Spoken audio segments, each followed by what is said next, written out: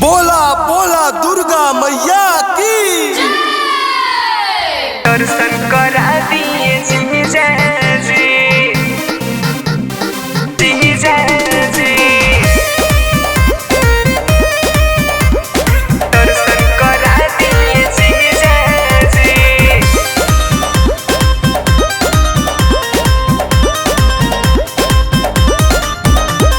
सुन सुन साली जानी होख तू हरान हो, बुझ मजबूर जानी कर परेशान हो। ए साली कर परेशान हो। सुन सुन साली जानी होख तू हरान हो, बुझ मजबूर जानी कर परेशान हो।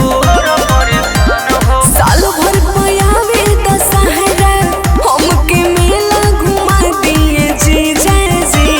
साल भर पयावे दशहरा हमके मेला घुमा दिए जीजा जी। हमहू भूखल बानी नवरातर माई के दर्शन करा दिए जीजा जी। हमहू भूखल बानी नवरातर माई के दर्शन करा दिए जीजा जी। जीजा जी,